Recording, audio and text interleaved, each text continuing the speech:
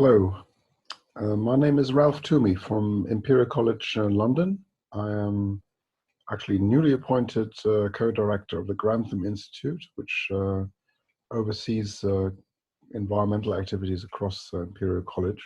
Well, what is the future of CAP modeling? What will it look like, say, in 2, 3, 5 years? And so let me give you some thoughts on that. So I think the CAP modeling at some level has become so detailed and so data intensive, it's almost become a little bit like a climate model in the sense that we use these models, but we no longer understand every line in the code. So they've become quite detailed. So I think for any one individual to really make an impact on them might actually diminish with time, because there are so many interacting components in there that it's not sufficiently simple, if you like. They say, oh, if I just change this, then I'll get a very different answer. I think they are evolving to be so detailed and complex that no one approach is going to really radically change the answer, possibly. So that's one outcome that could happen in the future, that they sort of converge and become ever more complicated and intricate.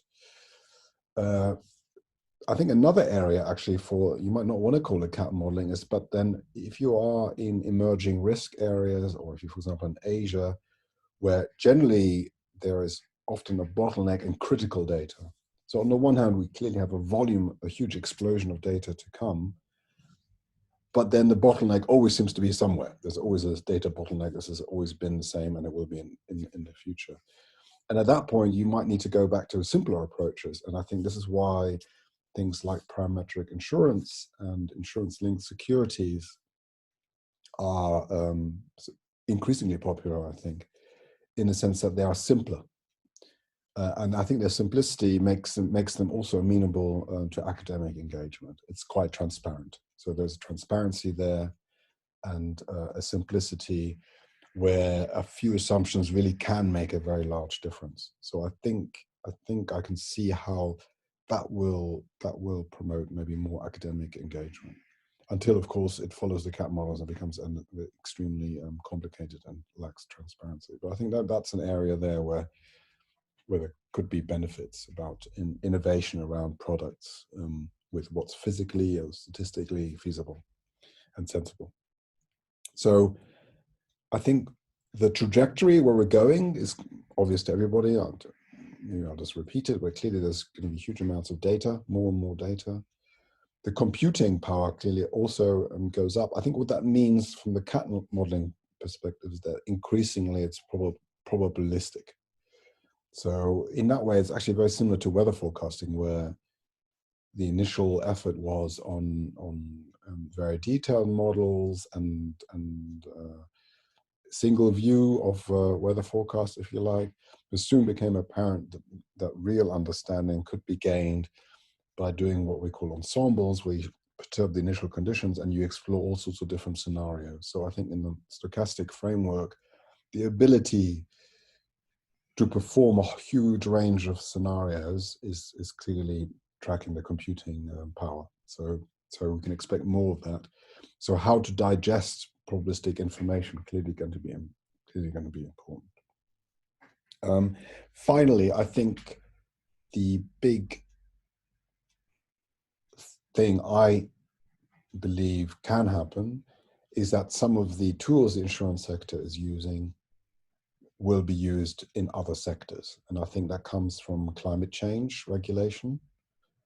I think that means that the way weather risk is dealt with becomes more, if you like, how do you say, owned by the person who actually is exposed to the risk. So I think if you're not worried about climate change, you can sort of just treat the insurance sector as your way of dealing. You outsource the risk to the insurance sector, basically. So I'm covered. But I think under climate change and under awareness of extreme weather, more and more people, if you like, are also becoming self-insured. So they have to carry their own risk. Governments basically have to carry their own risks. some very large companies might decide to take their own risk, which means that then they need to take approaches which are similar to the insurance industry.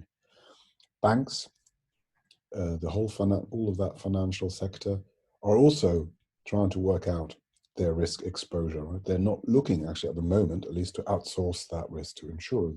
They are trying to understand their own physical risk to climate change. So I think that all points to approaches that are used in the insurance sector. Now, for example, they may have even less data than the insurance sectors has. So the types of things they can do might be quite limited. But I think the basic approaches will be the same. So the full CAP model might be the Rolls-Royce approach, but there could be intermediate steps where I think there could be a lot of growth in the future in areas outside of insurance, if you like, self-insurance in that way. So I think that completes everything I wanted to say. So thank you for listening, and I hope you found it informative. And if you have any other questions, please get in contact with me. You can easily find me on the internet at Imperial, and I'll be very happy to engage with any of you in the future.